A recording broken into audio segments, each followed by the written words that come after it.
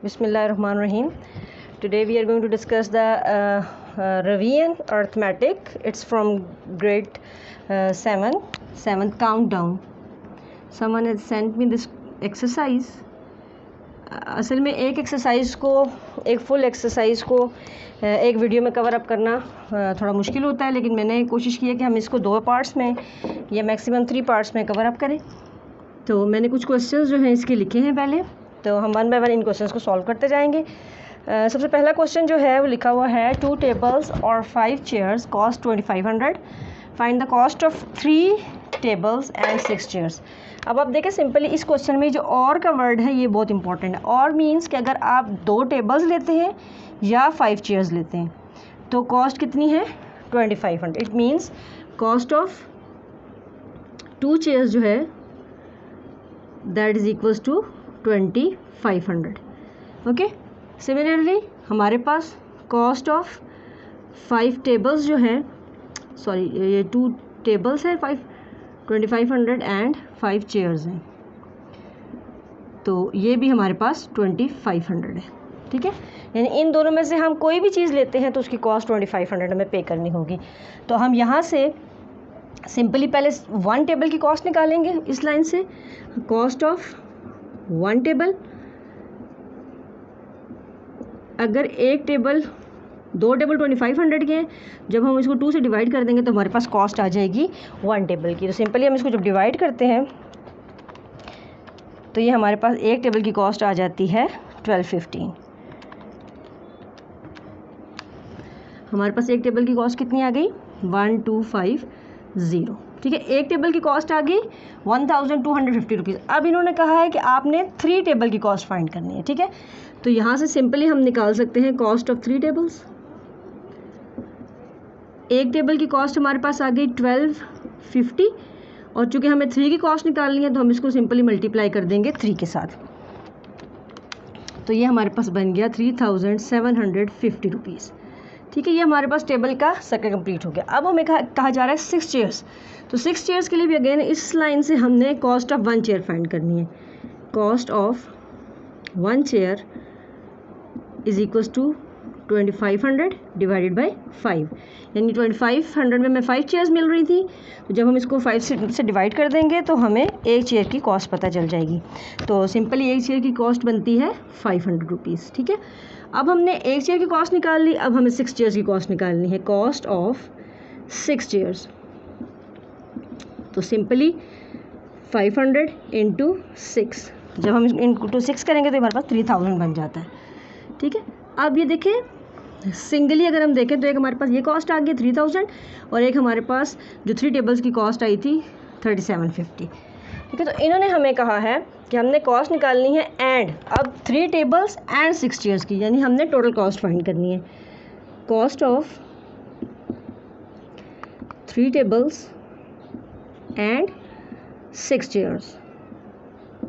इसका मतलब है जो 3 टेबल्स की कॉस्ट हमने निकाली थी 3750, इसमें हमने ऐड कर देना है 3000, तो ये हमारे पास आ जाएगा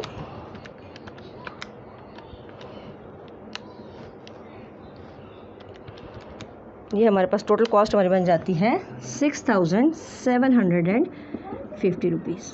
ठीक है, तो हमारे पास टोटल कॉस्ट हमारी कितनी आ गई 6750 rupees. Okay, now the second question. अब सेकेंड क्वेश्चन में हमें क्या कह रहे हैं, सेकेंड क्वेश्चन है कि a retailer had enough money to purchase 20 articles. Okay, 20 articles of worth कितनी है 80 ईच, यानी 80 जो है वो एक आर्टिकल की वर्थ है। If the price of the each article is increased by 25%, यानी हर आर्टिकल की जो प्राइस है वो 25% इंक्रीज़ कर जाती है, तो फिर हमने बताना है कि उसके पास जितनी अमाउंट ऑफ मनी थी उसमें वो कितने आर्टिकल्स ले सकता है। ठीक है, तो पहले यहाँ पे हम लिख लेते हैं, देखिए आर्टिकल्स कितने हैं, number of articles is equals to 20 थी हमारे पास। ठीक है, तो वर्थ ऑफ 1 आर्टिकल कितनी थी 80 रुपीज़ थी। ठीक है, अब इन दोनों से हम पहले पता कर सकते हैं कि उसके पास पैसे कितने हैं।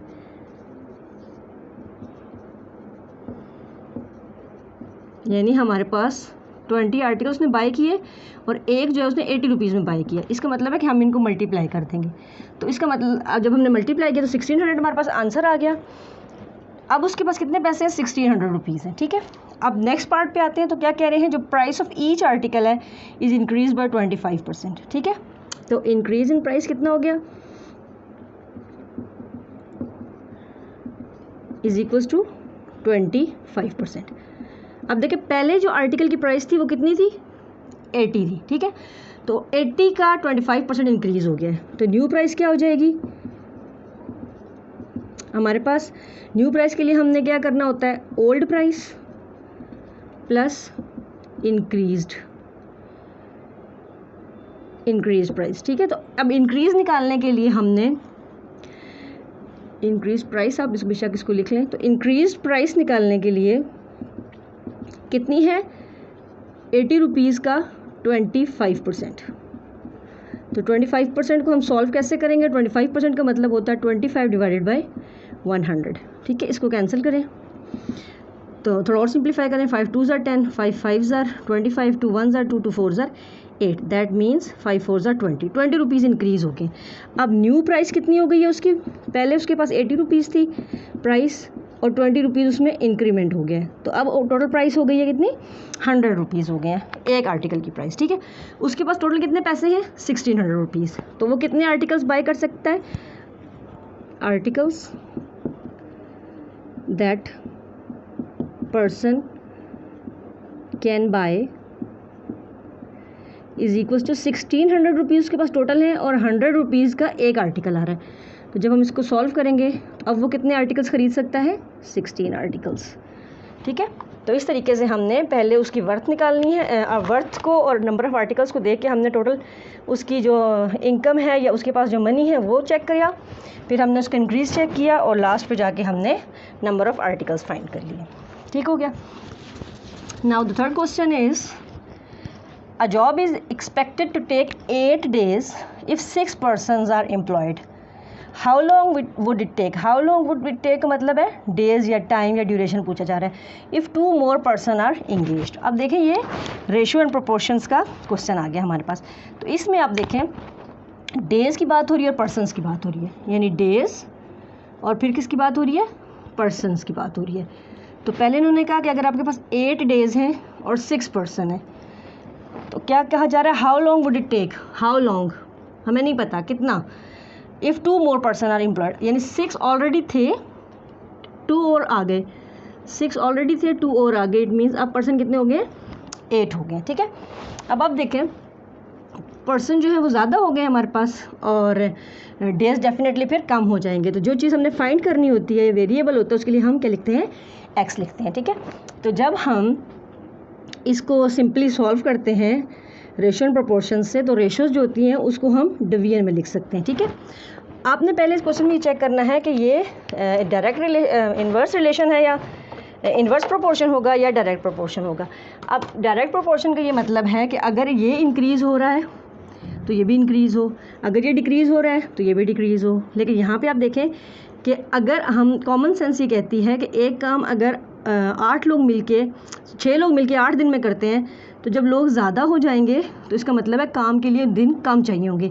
मीन्स कि ये इंक्रीज़ हो रहा है, ये इंक्रीज़ हो रहे हैं पर्सनस, तो डेज जो हैं वो डेफिनेटली डिक्रीज़ हो जाएंगे। तो फिर ये इन्वर्स प्रोपोर्शन का रिलेशन आता है। जब हम डायरेक्ट प्रोपोर्शन लिखते हैं तो हम हमेशा से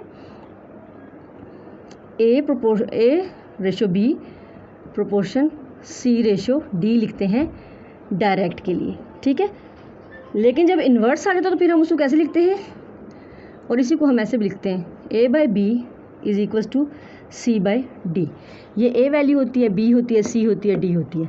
यहाँ पे देखें जब हमारे पास इन्वर्स रिलेशन आ जाता है फिर हम क्या करते हैं? A ratio B proportion D ratio C. ठीक है, ऑपोजिट थोड़ा सा इसमें ये केस ऑपोजिट हो जाता है। A by B is equals to D by C. ठीक है, तो अब हमारे पास जो कि ये इन्वर्स रिलेशन आ रहा है तो इन्वर्स के लिए फिर हम इसको कैसे लिखेंगे? Is equals to 8/6। ठीक हो गया।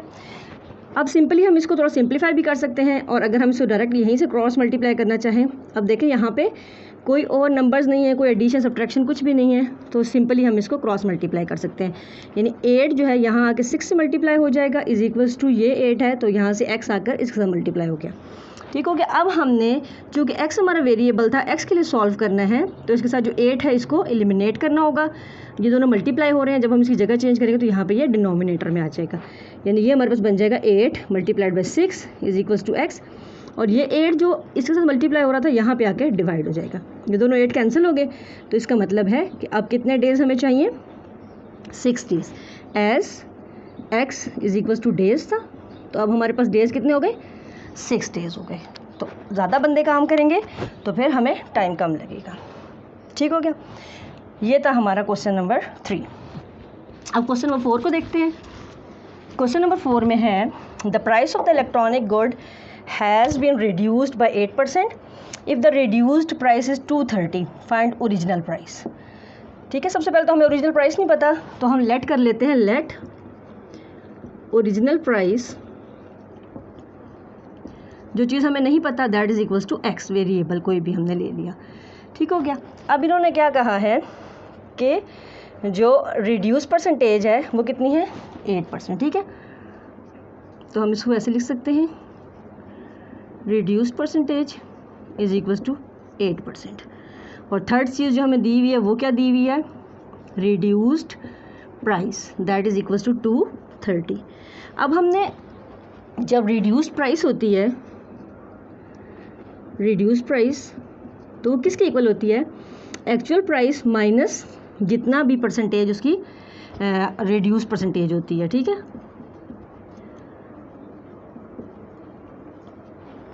Reduce price is equals to, यहाँ पे आप बेशक एक्चुअल प्राइस लिख लें पहले, या ओरिजिनल प्राइस होती है। ओरिजिनल प्राइस में से जो रिड्यूस परसेंटेज है वो माइनस करते हैं तो रिड्यूस्ड प्राइस हमारे पास आ जाती है। अब रिड्यूस प्राइस हमारे पास है 230 रुपीज़। एक्चुअल प्राइस हमें नहीं पता, उसको हमने लेट किया था कि वो x है। ठीक है, और परसेंटेज कितनी थी, x का 8%। ठीक है, जो प्राइस थी उसका 8% प्राइस कम हो गई है। तो अब जो रिड्यूस प्राइस है 230 है, थोड़ा हम इसको सॉल्व करते हैं। 230 is equals to x minus x। अब 8% का मतलब होता है 8 डिवाइडेड बाई 100। सिंपली यहाँ पे 1 है, आप इन दोनों के एलसीएम लेंगे और इसको सॉल्व करेंगे। 230 इज इक्वल्स टू 100 एलसीएम आ जाता है, तो यहाँ पे क्या आ जाएगा, 100x minus 8x।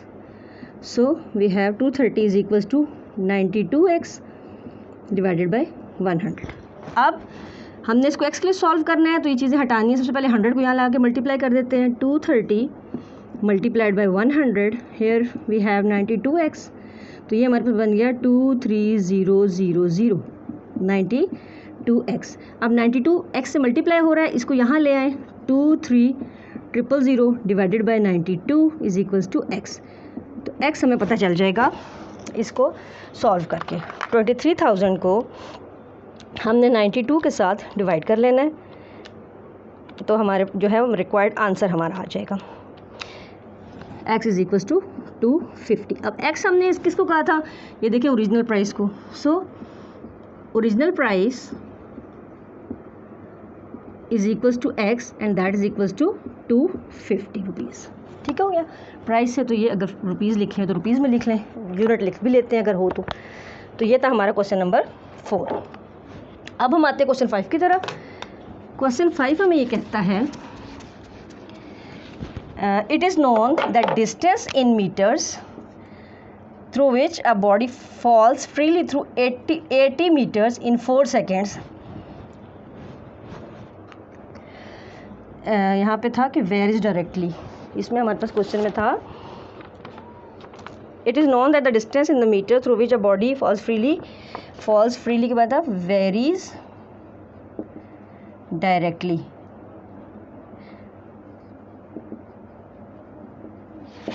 Varies directly as the, इस क्वेश्चन को हम यहाँ से दोबारा लिख लेते हैं, falls freely varies directly as the square of square of the time taken. ठीक हो गया। Now if a body falls through 80 meters in 4 seconds,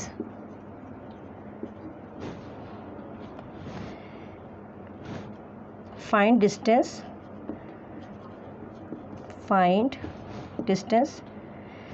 it would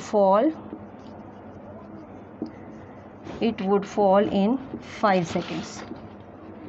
ठीक है, इस क्वेश्चन में पहले ही क्या लिखा हुआ है कि जब बॉडी फ्रीली फॉल करती है तो दैट वेरीज डायरेक्टली। वेरीज के लिए हम ये साइन लगाते हैं। ठीक है, क्या लिखा हुआ है? द डिस्टेंस को हम डी से अगर शो करें, डी वेरीज डायरेक्टली, तो स्क्वायर ऑफ द टाइम को अगर हम टी से डिनोट करते हैं तो स्क्वायर ऑफ द टाइम का मतलब हो गया T square. That means D varies directly with T square. तो मैथ्स में हम इस साइन को तो यूज़ नहीं करते, इसको हम इक्वल में चेंज करते हैं। जब हम इसको इक्वल में चेंज कर लेते हैं तो कोई कांस्टेंट यहाँ मल्टीप्लाई करते हैं। ठीक है, स्क्वायर। नाउ हमारे पास ये एक आइडेंटिटी या एक इक्वेशन बन गई, D is equal to K T square. ठीक हो गया। अब इन्होंने कहा if a body falls through 80 metres in 4 seconds. ये रिलेशन है, डिस्टेंस जो है अब 80 मीटर्स है और टाइम जो है वो हमारे पास क्या है, 4 सेकेंड्स है। तो 4 का स्क्वायर हमने करना है, 80 इज इक्वल्स टू 16K। यहाँ से पहले हम इस K की वैल्यू फाइंड आउट करेंगे और उसके बाद हम इसका सेकंड पार्ट सॉल्व करेंगे। तो यहाँ पे 16 मल्टीप्लाई हो रहा है, इधर आके डिवाइड हो जाएगा। तो हम इसको सिंपली डिवाइड करते हैं, 80/16 K becomes K is equals to 5। अब हमारे पास K क्या आ गया, 5 आ गया। Now the second part is find the distance. यानी अब हमने D फाइंड करना है और टाइम कितना दिया हुआ है, D हमने फाइंड करना है और T हमें दिया हुआ है 5 सेकेंड्स। ठीक है, हमारे पास जो इक्वेशन 1 बनी थी, इस रिलेशन को यूज़ करके हमने इस क्वेश्चन को सॉल्व करना है। D हमने फाइंड करना है, K हम ऑलरेडी फाइंड कर चुके हैं और T हमें गिवन है। So D is equals to K was 5, T was 5 और T का स्क्वायर। तो D is equals to 5 into 25, D is equals to 125। अब डिस्टेंस चूँकि मीटर्स में था तो फिर यहाँ पे हम इसका यूनिट लिख देंगे 125 मीटर्स। तो ये हमारा जो क्वेश्चन नंबर 5 है ये भी कंप्लीट हो गया।